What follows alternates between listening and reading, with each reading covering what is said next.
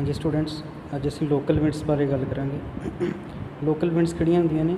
ये वो विंड्स हुंदियां ने जिहड़ियां किसी लोकल एरिया दे विच, किसी पर्टिकुलर रीजन दे विच उत्थों दे टैंपरेचर और प्रैशर दे विच आईयां चेंजिस दे कारण पैदा हुंदियां ने, उन्हां नूं असीं लोकल विंड्स कहंदे हां। जिहड़ियां ने इन्हां दा इफैक्ट भी लोकली ही देखण नूं मिलदा है और कहंदा कि दे इफैक्ट समॉल एरियाज, सिर्फ अपने पर्टिकुलर एरिया नूं ही इफैक्ट करदियां ने, वो भी बहुत थोड़े टाइम वास्ते।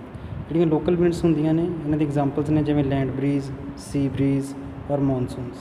ये पीरियोडिक ਹੁੰਦੀਆਂ ने, थोड़े टाइम ਲਈ ਹੁੰਦੀਆਂ ਨੇ, थोड़े फिक्स पीरियड वास्ते, मे बी एक दिन भी हो सकता है, एक सीजन भी हो सकता है, किसी पर्टिकुलर डायरैक्शन ਦੇ ਵਿੱਚ ब्लो करदियां ने, लेकिन हमेशा ये उस डायरैक्शन ਦੇ ਵਿੱਚ नहीं वहदियां। सब तो पहला गल करते हैं फस्ट लोकल विंड जी लैंड ब्रीज ते सी ब्रीज की। लैंड ब्रीज होंदा है मतलब कि ज़मीन वालों ठंडी हवा का वगना, सी ब्रीज मतलब जी समुद्र वालों ठंडी हवा वगती है। सो दोनों बारे डिस्कस करांगे। The water takes longer than land to get heated and to cool down. सानू पता है कि पानी जिहड़ा है इनू गर्म होने लग्या भी बहुत टाइम लगता है और ठंडे होने लग्या भी बहुत टाइम लगता है। ये मुकाबले ते जिहड़ी ज़मीन है वो जल्दी गर्म हो जाती है और जल्दी ही ठंडी हो जाती है। सो ये अकॉर्डिंग जिहड़ा असीं देखते हैं कि लैंड ब्रीज की और सी ब्रीज की। इन्हूं समझण वास्ते डायग्राम दित्तियां होईयां ने इत्थे, डायग्राम तो ज़्यादा बेहतर तरीके नाल समझ आएगा। जिहड़ी सी ब्रीज है समुद्र वालों हवा वगदी है, उन्होंने असीं देखते हैं कि डे टाइम दे विच वगदी है। डे टाइम में की होंदा है कि देखो तुसीं देख रहे हैं समुद्र का किनारा है, इत्थे समुद्र है, इस समुद्र का किनारा ज़मीन है। जिहड़ी सानूं पता है ज़मीन जल्दी गर्म हो जाती है। ज़मीन जदों गर्म होएगी सनलाइट के नाल, तो ज़मीन के उपर वाली जिहड़ी हवा है वो हल्की होकर उपर नूं उठ जाएगी, वार्म एयर राइसिस, जिहदे नाल की होएगा कि ज़मीन के उपर एक लो प्रैशर एरिया क्रिएट होएगा और लो प्रैशर एरिया क्रिएट होने के नाल की होएगा एक चेंज आएगी। वो की चेंज होएगी दूजे पासे समुंदर है।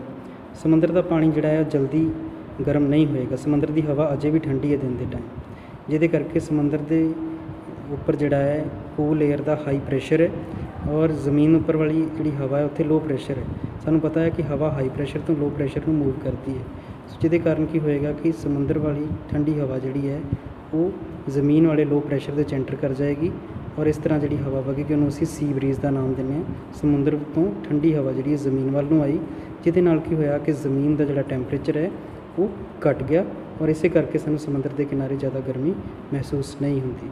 सो this was the sea breeze. ये डे टाइम ते अकर होंदी है। नैक्सट असीं देखते हैं दूजी डायग्राम दे विच land breeze. Land breeze means ज़मीन वालों ठंडी हवा का वगना। ये नाइट टाइम ते होंदी है। तुसीं देख सकते हो आसमान दे विच हुण सन नहीं है, मून है। सो सानूं पता है कि ज़मीन जिहड़ी है अगर गर्म जल्दी होंदी है तो ठंडी भी जल्दी होंदी है। पानी जे गर्म छेती नहीं होंदा तो ठंडा भी छेती नहीं होंदा। हुण सूरज छिपण तो बाद शाम तो बाद जिहड़ा है रात नूं की होएगा कि जिहड़ा समुंदर का पानी है ਉਹਦੇ ਉੱਪਰ समुंदर का पानी भी जिहड़ा है अजे गर्म होएगा, जल्दी ठंडा नहीं होएगा, जिस कारण ਉਹਦੇ ਉੱਪਰਲੀ ਜਿਹੜੀ हवा है वो भी गर्म होएगी और गर्म हवा जिहड़ी है ਉੱਪਰ ਨੂੰ उठेगी, जिहदे कारण की होएगा समुंदर के उपर लो प्रैशर एरिया क्रिएट होएगा। दूजे पासे जिहड़ी ज़मीन है उत्थे ज़मीन तुहानूं पता है कि जल्दी ठंडी होने लग जाती है और ठंडी हो जाएगी, जिस कारण ज़मीन के उपर वाली जिहड़ी हवा है वो भी ठंडी हो जाएगी और ਇਹਦੇ ਨਾਲ ਕੀ ਹੋਏਗਾ कि ज़मीन के उपर जिहड़ी कोल्ड एयर है वो हाई प्रैशर वाली होएगी। सानूं पता है कि हाई प्रैशर एयर जिहड़ी है कूल लो प्रैशर एरिया वाल नूं जिहड़ी है मूव करती है, जिहदे कारण सानूं पता है कि समुंदर के उपर वार्म एयर सी जो उपर उठ गई, जगह खाली हो गई, तो ज़मीन वाली जिहड़ी ठंडी हवा है वो जिहड़ी है वो समुंदर नूं मूव करनी शुरू हो जाएगी। सो इस तरह के नाल इहनूं असीं लैंड ब्रीज कहने हैं। नाइट टाइम होंदी है और नाइट टाइम ज़मीन की जिहड़ी ठंडी हवा है वो समुंदर वाल नूं मूव कर जाती है। Clear? So this was sea breeze and land breeze. हाँ जी बेटा मॉनसूनस की गल करांगे। ये भी लोकल विंड्स के ही आउंदियां ने। Monsoon is a seasonal wind. Monsoon एक सीजनल विंड होंदी है जो पर्टिकुलर सीजन के ब्लो करती है। It blows in a fix direction during a particular season. किसी पर्टिकुलर सीजन के एक ही डायरैक्शन के मॉनसून विंड ब्लो करती है, लेकिन जो सीजन चेंज होंदा है तो इसकी डायरैक्शन जिहड़ी है उल्टी हो जाती, बिल्कुल रिवर्स हो जाती, दूजी दिशा च बहनी शुरू हो जाती है। मॉनसून जिहड़ियां होंदियां ने लैंड ब्रीज ते सी ब्रीज के वांग ही होंदियां ने, लेकिन इन्हां दा स्केल वड्डा है, ज़्यादा देर रहिंदियां ने। और इन्हां दा जिहड़ा एसोसीएशन है संबंध है साउथ एशिया और साउथ ईस्ट एशिया दे नाल ज़्यादा इन्हां areas they which mainly blow करदियां ने। अगर असीं समर सीजन की गल करिए तो समर सीजन विच दसदा है कि एशिया का जिहड़ा इनर पार्ट है बहुत ज़्यादा गर्म हो जाता है, जिस कारण इस एरिया दे विच लो प्रैशर जोन डिवेलप होंदी है और जिहदी वजह दे नाल जिहड़ा है सानूं पता है कि इंडियन ओशन के उपर जिहड़ा है इस टाइम ते हाई प्रैशर जोन होंदी है एयर की। सो जिस करके इंडियन ओशन के उपर वाली हाई प्रैशर वाली हवा मॉइस्चर नाल भरी हुई वो जिहड़ी है एशिया के इनर साइड वाल नूं वधना शुरू कर दिंदी है और इत्थे आके वर्खा लैके आउंदी है, हैवी रेनफॉल होंदी है इनर ऑफ द एशिया दे विच। ठीक है, जिवें इत्थों तुसीं देख सकते हैं पिक्चर तो समर दे विच साउथ वैसट समर मॉनसून जिहड़ी है सो इंटीरियर दे विच जिहड़ा लैंड के उपर लो प्रैशर है और समंदर के उपर हाई प्रैशर है, जिस करके साउथ वैसट डायरैक्शन तो जिहड़ी है मॉनसून आउंदी है और इत्थे रेनफॉल क्रिएट करती है। दूजे पासे साडे कोल नॉर्थ ईस्ट विंटर मॉनसून के डायरैक्शन बिल्कुल रिवर्स उल्टी हो जाती है। तो विंटर दे विच की हुंदा है कि लैंड के उपर जिहड़ा है कूल एयर होंदी है, ठंड बहुत होंदी है, हाई प्रैशर एरिया डिवेलप होंदा है और ओशन के उपर जिहड़ा लो प्रैशर एरिया होंदा है। सानूं पता है कि हाई प्रैशर तो लो प्रैशर में हवा बहती है, सो जिस कारण जिहड़ा है हाई प्रैशर एरिया तो जिहड़ी विंड है मॉनसून विंड है वो ओशन वाल नूं वधना शुरू कर दिंदी है और इन्हूं असीं नॉर्थ ईस्ट विंटर मॉनसून का नाम दिंदे हैं। सो this was all about the two types of monsoons, winter monsoon and summer monsoon and winter monsoon. So this is the diagram of summer monsoon and this is the diagram of picture of winter monsoon. I hope it will be clear to you now. हाँ जी बेटा, cyclonic winds के बारे पढ़ांगे असी। Cyclonic winds की ने they are irregular winds of short duration. ये जड़ियाँ ने रेगुलर विंड्स नहीं होंदियां, कदे कदे वहदियां ने और थोड़ी ड्यूरेशन वास्ते होंदियां, थोड़े टाइम लिए वहदियां ने। They are caused by pressure systems known as cyclones and anti cyclones. Cyclonic winds जड़ियाँ ने साइक्लोन और एंटी साइक्लोन की वजह के नाल जड़ियाँ ने ये बनदियां ने। सब तो पहला देख लेने साइक्लोन दे विच की हुंदा है।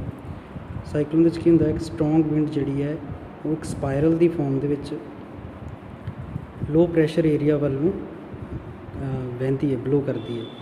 सेंटर दे विच लो प्रैशर एरिया हुंदा है। For example this is the diagram of cyclone. ये तुसीं देख सकते हैं कि सेंटर दे विच लो प्रैशर एरिया है, सेंटर दे विच लो प्रैशर एरिया है और जिहड़ी विंड है एक स्पायरल की फॉर्म दे विच स्पायरल बनी हुई है। स्पायरल की फॉर्म दे विच घुम्मन घेरी की फॉर्म दे विच जिहड़ी है वो वहदी है। ठीक है जी, सेंटर च लो प्रैशर है, हाई प्रैशर तो लो प्रैशर में स्पायरल की फॉर्म दे विच जिहड़ी है घुम्मन घेरी की फॉर्म दे विच ब्लो करती है। हाँ जी, और अगे दसदा है कि कहता नॉर्दर्न हैमीस्फेयर दे विच जिहड़ी विंड है एंटी क्लॉकवाइज डायरैक्शन ब्लो करेगी और इसी तरह सदर्न हैमीस्फेयर दे विच जिहड़ी डायरैक्शन है वो क्लॉकवाइज होएगी। साइक्लोन्स दे नाल भारी बारिश आउंदी है नाल दी नाल और इहदे नाल कई जगह के उपर बहुत ज़्यादा डैमेज होंदा है, तबाही भी फैलती है। एंटी साइक्लोन की गल कर लें। एंटी साइक्लोन का बिल्कुल ऑपोजिट होंदा है। इहदे की होंदा है gentle winds blow from the high pressure area at the centre towards the surrounding low pressure area. Anti cyclone दे विच उल्टा हो जाता है, सेंटर तो जिहड़ी है साइड्स नूं लो प्रैशर एरिया नूं जिहड़ी है हवा एक चक्रवात की फॉर्म दे विच वहदी है। This is the diagram of anti cyclone. ये देख सकते हैं सेंटर ते हाई प्रैशर एरिया है और इत्थे उल्टा हो गया, इत्थे हुण हाई प्रैशर सेंटर दे जिथे हाई प्रैशर है उत्थों जिहड़ी है साइड्स में स्पायरल की फॉर्म दे जिहड़ी एयर है जेंटल एयर है ब्लो करेगी। हाँ जी, एंटी साइक्लोन के बारे दस रहा है, कहता कि नॉर्दर्न हैमीस्फेयर की डायरैक्शन जी क्लॉकवाइज होएगी और इसी तरह सदर्न हैमीस्फेयर जी डायरैक्शन है वो एंटी क्लॉकवाइज होएगी। एंटी साइक्लोन जोड़े ने कहता कि बुरे नहीं होंगे, स्टेबल वैदर लैके आते हैं और आसमान साफ कर देंगे हैं। नैक्सट है साढ़े कोल सुपर साइक्लोन। सुपर साइक्लोन 1999 के इंडिया के आया सीगा। कहता इंडिया का जोड़ा ईस्टर्न कोस्ट है उत्थे सब तो ज़्यादा साइक्लोन आते हैं पूरे वर्ल्ड के, मतलब सब तो ज़्यादा वर्ल्ड के जोड़े साइक्लोन वाले एरियाज़ ने उन्होंने एक एरिया है इंडिया का ईस्टर्न कोस्ट। जोड़े साइक्लोन्स ने कहता कि बे ऑफ बंगाल के उपर डिवेलप होंगे ने जनरली और उस तो बाद वो इस एरिया स्ट्राइक करते हैं। ठीक है जी, मई अक्तूबर और नवंबर मंथ के। दैन ही सेज ਕਹਿੰਦਾ ਐਸਾ ਹੀ ਇੱਕ ਸਾਈਕਲੋਨ ਜਿਹੜਾ ਹੈ ਜਿਹਦਾ ਨਾਮ ਸੀ ਸੁਪਰ ਸਾਈਕਲੋਨ, ਉੜੀਸਾ ਦੀ ਸਟੇਟ ਦੇ ਵਿੱਚ ਆਇਆ ਸੀ 28 ਅਕਤੂਬਰ 1999।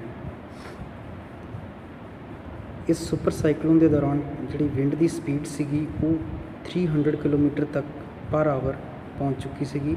ਔਰ ਜਿਹੜੀਆਂ ਵਿੰਡਸ ਸੀਗੀਆਂ ਇਹਨਾਂ ਦੇ ਨਾਲ ਕੀ ਹੋਇਆ ਕਿ ਪਾਣੀ ਜਿਹੜਾ ਹੈ ਬਹੁਤ ਵੱਡੀ ਅਮਾਊਂਟ ਦੇ ਵਿੱਚ ਸਮੁੰਦਰ ਦਾ ਪਾਣੀ ਜਿਹੜਾ ਹੈ ਕਿਨਾਰੇ 'ਤੇ ਪਹੁੰਚ ਗਿਆ। ਔਰ ਜਿਹਦੇ ਨਾਲ ਕੀ ਹੋਇਆ ਕਿ ਸਮੁੰਦਰ ਦਾ ਜਿਹੜਾ ਕਿਨਾਰਾ ਸੀਗਾ ਉਹਦੇ ਉੱਪਰ ਫਲੱਡ ਆ ਗਿਆ ਬਹੁਤ ਜ਼ਿਆਦਾ। ਔਰ ਇਹਦੀ ਵਜ੍ਹਾ ਨਾਲ ਉੜੀਸਾ ਦੇ ਵਿੱਚ ਕੀ ਹੋਇਆ, ਕੋਸਟਲ ਏਰੀਆ ਦੇ ਵਿੱਚ the region hit by the cyclone was inhabited mostly by poor fishermen. ਹੁਣ ਇਹ ਜਿਹੜਾ ਸਮੁੰਦਰੀ ਕਿਨਾਰਾ ਸੀ ਉੜੀਸਾ ਦਾ, ਉੱਥੇ ਜ਼ਿਆਦਾਤਰ ਗਰੀਬ ਮੱਛੀਆਂ ਪਕੜਨ ਵਾਲੇ ਰਹਿੰਦੇ ਸੀਗੇ, ਜਿਹੜੇ ਕਿ ਟੈਂਪਰੇਰੀ ਹਟਸ ਦੇ ਵਿੱਚ ਰਹਿੰਦੇ ਸੀਗੇ। ਔਰ ਇਹਦੀ ਵਜ੍ਹਾ ਨਾਲ ਕੀ ਹੋਇਆ, ਸਾਈਕਲੋਨ ਦੀ ਵਜ੍ਹਾ ਦੇ ਨਾਲ ਉਹਨਾਂ ਦੀਆਂ ਝੌਂਪੜੀਆਂ ਸਾਰੀਆਂ ਬਰਬਾਦ ਹੋ ਗਈਆਂ।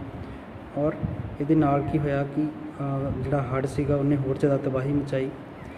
10,000 ਤੋਂ ਵੀ ਜ਼ਿਆਦਾ ਜਿਹੜੇ ਲੋਕ ਸੀਗੇ ਉਹਨਾਂ ਦੀ ਜਾਨ ਜਿਹੜੀ ਸੀ ਚਲੀ ਗਈ। ਇਸ ਤੋਂ ਇਲਾਵਾ ਬਹੁਤ ਜ਼ਿਆਦਾ ਜਿਹੜੇ ਜਾਨਵਰ ਸੀ ਉਹ ਵੀ ਮਾਰੇ ਗਏ।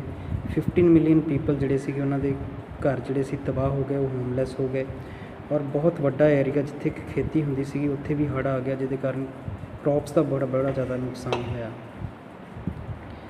ਕਹਿੰਦਾ ਕਿ ਵੈਦਰ ਆਫਿਸ ਨੇ, ਮੌਸਮ ਵਿਭਾਗ ਨੇ ਜਿਹੜਾ ਹੈ ਪਹਿਲਾਂ ਹੀ ਭਵਿੱਖਬਾਣੀ ਕਰ ਦਿੱਤੀ ਸੀਗੀ ਸੁਪਰ ਸਾਈਕਲੋਨ ਦੀ ਕਾਫੀ ਦਿਨ ਪਹਿਲਾਂ ਕਿ ਸਾਈਕਲੋਨ ਆ ਸਕਦਾ ਹੈ, ਲੇਕਿਨ ਕੋਈ ਪ੍ਰੋਪਰ ਸਟੈਪਸ ਨਹੀਂ ਸੀ ਉਠਾਏ ਗਏ ਕਿ ਜਿਨ੍ਹਾਂ ਦੇ ਨਾਲ ਲੋਕਾਂ ਨੂੰ ਜਿਹੜਾ ਹੈ ਇਵੈਕੂਏਟ ਕੀਤਾ ਜਾ ਸਕੇ, ਸੇਫ ਜਗ੍ਹਾ 'ਤੇ ਲਿਜਾਇਆ ਜਾ ਸਕੇ।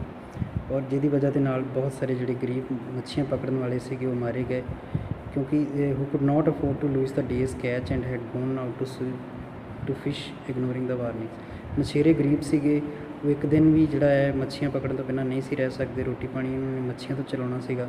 ਸੋ ਜਿਹੜਾ ਹੈ ਪ੍ਰੈਡਿਕਸ਼ਨ ਦੇ ਬਾਵਜੂਦ ਮੱਛੀਆਂ ਪਕੜਨ ਗਏ ਔਰ ਸਮੁੰਦਰ ਵਿੱਚ ਹੀ ਮਾਰੇ ਗਏ। Also the damage would have been so far less if large stretches of Odisha's coastal forests had not been cleared। ਕਹਿੰਦਾ ਕਿ ਤਬਾਹੀ ਇਸ ਕਰਕੇ ਵੀ ਜ਼ਿਆਦਾ ਹੋਈ ਕਿਉਂਕਿ ਉੜੀਸਾ ਦੇ ਸਮੁੰਦਰ ਦੇ ਕਿਨਾਰੇ ਦੇ ਜਿਹੜੇ ਜੰਗਲ ਸੀਗੇ ਲੋਕਾਂ ਨੇ ਕੱਟ ਲਏ ਸੀਗੇ। ਅਗਰ ਉੱਥੇ ਜੰਗਲ ਹੁੰਦੇ ਤਾਂ ਪਾਣੀ ਦਾ ਬਹਾਵ ਜਿਹੜਾ ਰੁਕ ਸਕਦਾ ਸੀਗਾ ਔਰ ਨੁਕਸਾਨ ਘੱਟ ਹੋ ਸਕਦਾ ਸੀਗਾ।